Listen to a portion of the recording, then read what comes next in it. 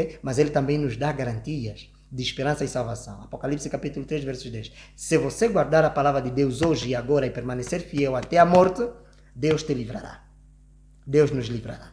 E eu creio nesta palavra, que creio com todas as minhas forças. Por quê? Porque Deus não mente, nem é filho do homem para que minta, e nem filho do homem para que se arrependa.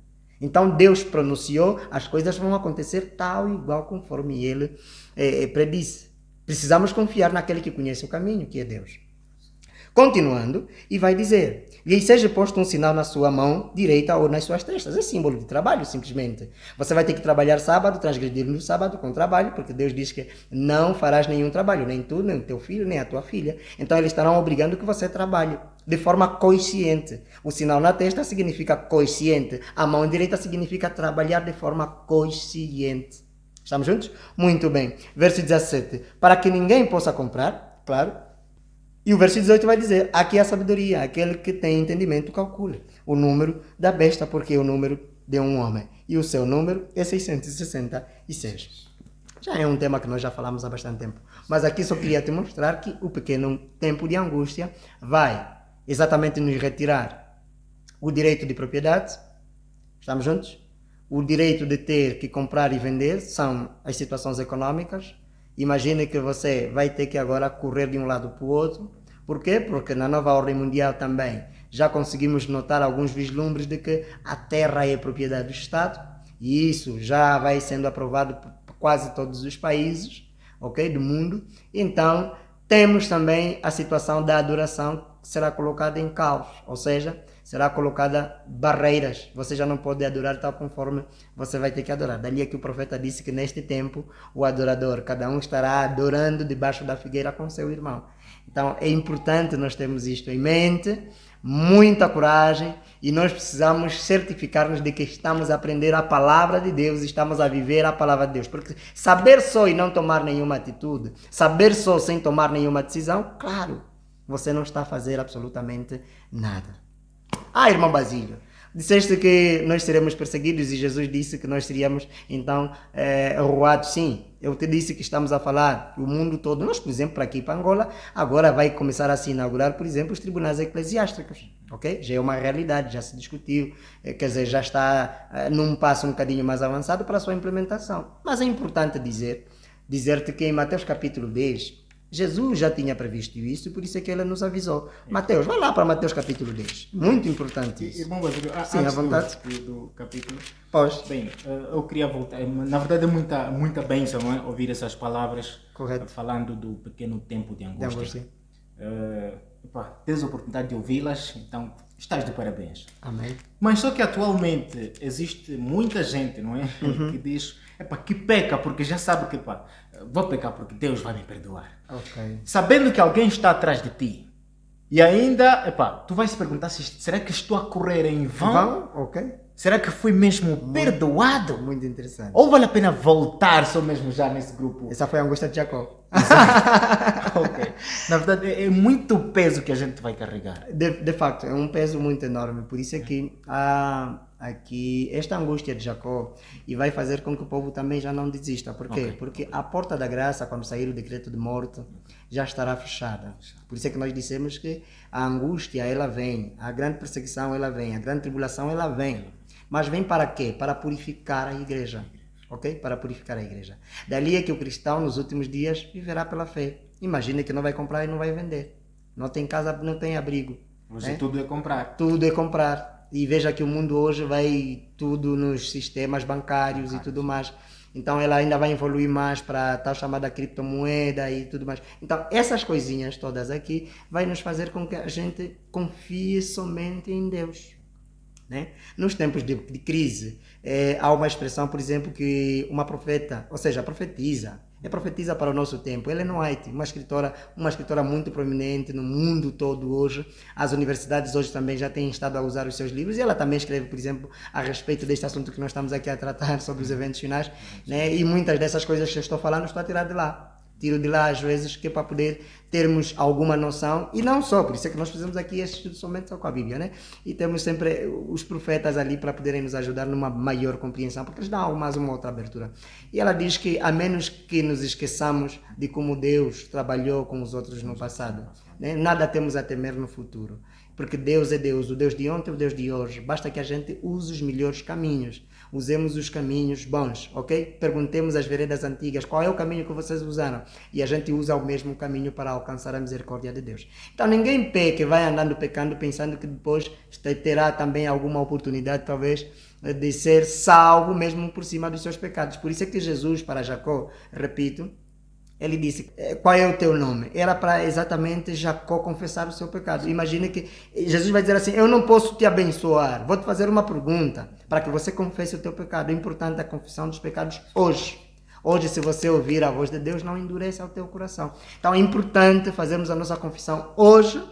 E é claro, lá nós estaremos andando por quê? Porque ninguém te dá a certeza de que os teus pecados estão perdoados. Mas nós estaremos vivendo nessa angústia por causa dos pecados que a gente cometeu. Exato. Será ou não será? Será ou não será? Mas nesse será ou não será, Deus nos ajudará e nos confortará. E estaremos nos confortando uns dos outros. Ok? Muito importante isso. Então, viva confiando em Deus. Apesar dos pecados, levante a sua cabeça, ora a Deus. Não é? Feche o seu quer dizer, coloque-se de joelho, ore a Deus e Deus é longânimo. Ele pode perdoar? Pode.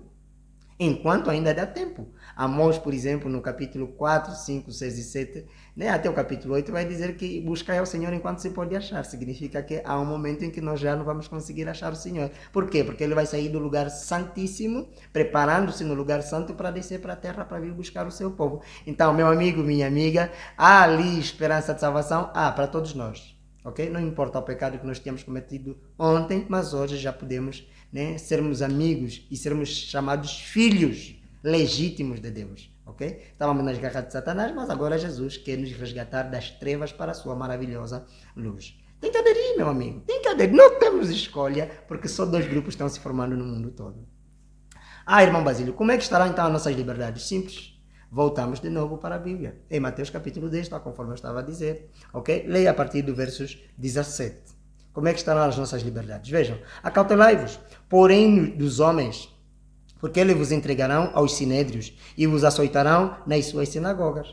Então você já vê que já está com fome, estão a te perseguir, ok? Já estão a acusar montões de coisas a teu respeito e agora vão ter que te levar nas sinagogas para você ser açoitado. Né? E depois diz mais, e sereis até conduzidos à presença dos governadores e dos reis por causa de mim, para lhes servir de testemunho a eles e aos gentios. Algo muito interessante vai acontecer aqui. Muitos governantes, por exemplo, nessa grande angústia que vai acontecer, muitos vão se converter. Ali está, por exemplo, a parábola dos trabalhadores da hora 10ª. Okay. São esses que vão se converter, porque eles depois vão ver, não, o sábado está tão claro e eles estão a falar com tanta segurança e a Bíblia assim diz. De facto, eu prefiro também sofrer com este povo porque eu sei que o final será feliz. Então eles vão se juntar a este grande grupo. O pequeno tempo de angústia, meus amigos, é mesmo um pequeno tempo de angústia. Por quê? Porque o salmista disse que o choro pode durar toda a noite, mas a alegria vem pela manhã. Em Salmos no capítulo 30 você consegue perceber isso, ok? Muito bem. Veja que diz... para lhes servir de testemunho a eles e aos gentios. 19. Mas quando vos entregarem, não vos dê cuidado como ou o que haveis de falar, porque naquela mesma hora vos será ministrado o que haveis de dizer. O que significa aqui? Estamos a estudar para fazer as provas finais. Todos estamos no recurso. Já estamos no recurso. Usando aqui, talvez, um simbolismo do mundo acadêmico. Estamos juntos? Estou a roubar aqui um bocadinho do mundo acadêmico. Estamos no recurso, que para nós os cristãos é o tempo da graça. Estamos estudando agora a palavra de Deus, ok? Para fazermos a prova final, a batalha final, ok? Então, só que nesta batalha final, você não precisa ficar a fazer, aqui a elaborar discursos português bonitos, portanto, entretanto, para ter que falar com um juiz, com um governador. Não. Aqui, Deus garante que se a gente estudar a palavra, então Ele próprio se encarregará. Por isso é que o nosso corpo é o templo do Espírito Santo. A sabedoria de Paulo, a sabedoria de Jacó, de Daniel, não vinha deles mesmos. Eles próprios deram testemunho disso. De que o Espírito que habita em nós, esse sim, é que faz em nós o querer e o efetuar. Ou seja, o Espírito Santo estará nos fazendo recordar e Ele próprio falando também, nos ajudando a ter que ministrar para estas pessoas. Estamos juntos? É uma grande alegria, será uma grande festa. Por isso é que nós não temos nada a temer, não temos nada a perder, ok? Precisamos às vezes perder o mundo e ganhar o céu. O que importa é ganharmos essa glória toda do mundo e perdemos aquilo que é mais precioso, que é a vida eterna. Meus amigos, eu gostaria também de lhe dizer e lhe assegurar que o Espírito Santo estará conosco nesta luta. Deus não vai nos abandonar, ok? Deus não vai nos abandonar. Continuando, vai dizer: porque não sois vós quem falará, mas o Espírito do vosso Pai é que fala em vós. Então, tenha toda a certeza que o Espírito Santo, neste momento do pequeno tempo de angústia, estará conosco. É muito importante isso. Meus amigos, se vocês soubessem a alegria que está dentro do meu coração, por isso é que eu não temo em falar da palavra de Deus, porque sei que o dono está vigiando, o dono está conosco. A Bíblia, quando você abre, o Espírito Santo está ali. É o único livro no mundo que quando você abre, o seu autor está presente e contigo. E ele está vivo. Estamos juntos? Muito bem. E o irmão entregará a morte ao irmão. Coisa mais triste que vai existir no pequeno tempo de angústia é isto. O meu irmão, que eu comia com ele, bebia com ele, estamos juntos? Este sim é que vai entregar. Tal conforme aconteceu, por exemplo, para Jesus. Ele na angústia, no momento do Getsemane, quem é que vai o trair? Aquele que era o seu amigo, o tesoureiro do grupo, Judas Iscariote. Muita gente vai ter que trair o seu irmão, que saíram todos da mesma ventre. São filhos do mesmo pai e da mesma mãe. Mas, infelizmente, aquele que não se converter será o perseguidor. Aqueles que se converterem serão os perseguidos. Dali é que Jesus vai dizer em Mateus capítulo 10, verso 34, eu não trouxe paz, eu trouxe espada. Porque eu vim pôr em disseção entre o pai e a mãe, o filho e o pai, a filha e a mãe, a nora e a sogra. Quer dizer, a família completa está ali. Jesus vai dizer isso nesse capítulo, né? E para nos advertir o quê? Que há momentos que obedecer o pai e a mãe, quando rompem com os princípios de Deus, aqui gostaria de lhes dizer o seguinte: o pai e a mãe não têm poder sobre nós. Todas as vezes que os pais nos obrigam a ter que transgredir, desobedecer a lei de Deus, precisamos parar e refletir seriamente. Porque a salvação é individual e temos um único pai. Tanto o meu pai e a minha mãe, todos temos um único Pai, que é Deus, um único Salvador, que é Jesus Cristo. Ok? Dali é que Jesus vai dizer exatamente, não para que a gente desrespeite o pai e a mãe, mas ele vai dizer que, meus amigos, no verso 37, quem ama o pai ou a mãe mais do que a mim, não é digno de mim. E quem ama o filho ou a filha mais do que a mim, não é digno de mim. E quem não toma a sua cruz e não segue após mim, não é digno de mim. E o sábado é uma linha de separação muito importante. Você até pode dizer que pode ser de qualquer igreja na família. Todos vão aceitar de bom grado. Mas basta dizer assim, a partir de hoje eu quero me tornar adventista e vou passar a guardar o sábado. Aí os problemas começam. Aí os problemas começam. E você começa já a viver aí um tempo de angústia já adiantado. Mas Deus nos garante de que quando você faz a vontade de Deus, ainda que o pai e a mãe te abandonem, Ele diz, ainda que um pai e uma mãe abandonar o seu filho, eu jamais vos abandonarei. Jesus, Deus, dá esta garantia para dizer que, amigos, confiem somente em mim. Confiem em mim. Continuando, ele vai dizer o seguinte, no versos 21. E o pai, o filho, e os filhos se levantarão contra os pais e os matarão. Algo muito triste. Imagine o teu próprio filho que você teve a se levantar, a matar-te. E você a olhar pelos teus próprios olhos, a dizer assim, o meu filho hoje levanta a espada contra mim. É algo muito triste. Muito triste. O pai a levantar uma espada para ter que matar o filho. Por causa da adoração. Simplesmente por causa da adoração. Mas agora imagine que será uma grande alegria quando a família toda passa nesta grande tribulação e todos são salvos. Por quê? Porque a alegria vem eternamente. Dali é que Jesus disse, primeiro, levam o evangelho aos vossos familiares. Primeiro a família, ok? Para que eles se convirtam. E vejam todas essas coisas, expliquem as profecias de tal como vai acontecer. E as pessoas precisam tomar observações muito importantes. Que se um dos membros partir, primeiro, tenha esperança. Paulo disse, choram, mas choram com esperança. De que tal conforme Jesus morreu e ressuscitou, Jesus também vem para ressuscitar todos os nossos entes queridos. Aqueles que morreram em Cristo Jesus, é claro. E ali continua, versos 22. E odiados de todos sereis por causa do meu nome. Mas aquele que perseverar até o fim será salvo. No pequeno tempo de angústia, precisamos perseverar até o fim. Mesmo sem a liberdade de comprar e vender, mesmo sem a liberdade religiosa e mesmo sem os nossos abrigos, amigos, precisamos perseverar até ao fim. Seremos salvos. E, terminando, o verso 23 vai dizer: quando, pois, vos perseguirem nesta cidade, fugi para outra. Porque em verdade vos digo que não acabareis de percorrer as cidades de Israel sem que venha o Filho do Homem. Por isso é que essa profecia aqui está ligada à escatologia, ou seja, está ligada à vinda de Cristo. Ela não aplica-se simples e unicamente no tempo, no contexto dos discípulos. Não, ela aplica-se para o tempo do fim. Porque Jesus virá para livrar o seu povo no tempo do fim. Jesus virá no tempo do fim. Então nós seremos agora obrigados a fazer o quê? A ter que correr de um lado para o outro. Essa escritora, Ellen White, ela escreve sobre um livro, Vida no Campo. E ela convida a todos que nesse tempo em que antes de nós passarmos na angústia, porque nós seremos tirados dos serviços para já não trabalhar e todas as coisas mais. Por causa de quê? Porque os decretos vão dizer que ninguém possa comprar ou vender. Claro, se você não tem poder de compra, porque você não trabalha, você não tem dinheiro, então você sairá e será expulso porque todos estarão trabalhando no sábado. Claro, pronto. Como é que nós vamos nos alimentar nesse tempo, irmão Basílio? Simples. Ela escreveu um livro, Vida no Campo, que você pode pesquisar por ti mesmo ali. Na Google, que pode colocar assim, o livro Vida no Campo de Ellen White. Sim, vamos deixar aqui a capa. Ok? Aqui a capa, né? É muito interessante, muito obrigado. A capa já está bem ali. Então, você consegue perceber que ela vai falar sobre profecias deste tempo de angústia também. É muito interessante que ela vai escrever o livro Vida no Campo. Ok? A agricultura deve ser, ou seja, deve fazer parte do estilo de vida do cristão nos últimos dias. Ok? Para que quando acontecerem então esses momentos, as pessoas estarão indo. Por isso é que Jesus diz que quando vocês estarem de um campo vão para outro e tudo mais. Então, as pessoas estarão vivendo nas fazendas. Não compram, não vendem, mas estão a comer. Então, Deus já deu exatamente, como é que se chama?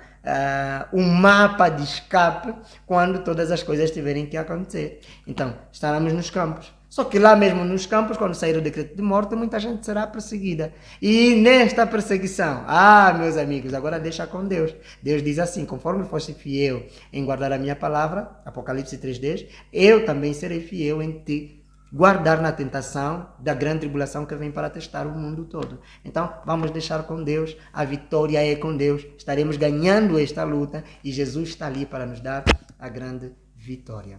Amém. Irmão Basílio, depois da grande tribulação, o que é que vem? Eu posso apresentar na Bíblia Sagrada. A menos que o irmão Daniel tenha mais aqui uma pergunta e eu posso... Ainda temos 3 minutos. 3 minutinhos para terminar. Para palavras de conforto, né? Precisamos sim. Depois desta grande tribulação, o que é que vem? A gente correu tanto, estamos todos cansados e agora o grupo perseguidor vai perseguir o povo de Deus e vai chegar a um momento que parece que já não há mais saída. Imagine, o sol fecha-se, diz o Apocalipse, nas 7 pragas. O sol fecha-se e Deus disse a partir do céu: está consumado. Tudo terminou. Tudo terminou. O que é que Jesus vai fazer? Enxugará de nós todas as lágrimas.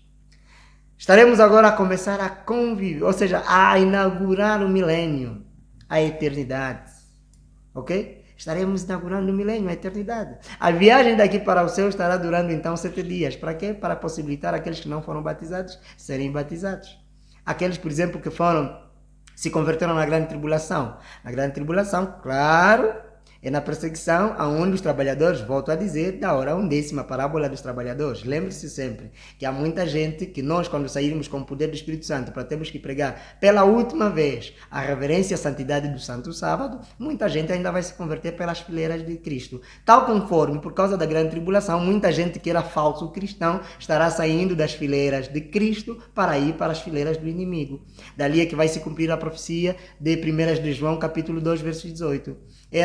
Ou seja, saíram de nós porque não eram nossos, porque se fossem nossos estariam aqui conosco, ok? Disse João. Então esses vão ter que sair para mostrarem exatamente que estavam simplesmente a ter que embelezar e defraudar, talvez, enganar a opinião pública, tal conforme se diz. E Jesus vem no final e diz assim: Eles até que vão reclamar, Senhor, também queremos ir, vamos aonde? Não, Senhor, somos nós que fizemos milagres, não, Senhor vai dizer, nem todos que me dizem Senhor, Senhor entrarão no reino dos céus, por causa desses falsos dentro da igreja de Cristo. Então, ali o milênio começa, e ao durar esta viagem por 7 dias, e aí a gente está a começar a caminhar, veja o que vai acontecer. Os santos anjos estarão no céu, estarão dirigindo a caravana para o céu, estaremos fazendo algumas paragens para perguntar a Jesus porquê de uma outra coisa, e estaremos conhecendo ali os grandes amigos, os grandes campeões da fé, por exemplo, né? Estamos a falar de Moisés, estamos a falar de Elias, estamos a falar de muita, Débora, Maria, mãe de Jesus, a mulher samaritana, quer dizer, todos nós estaremos envolvidos nesta grande festa, meus amigos. Então você precisa se preparar, prepare-se para se encontrar com teu Deus, mas antes precisamos passar na grande tribulação para purificar a igreja. Há quem diga, não, mas irmão Basílio, ninguém mais vai passar na tribulação, porque na tribulação a igreja estará no céu. Não, está errado.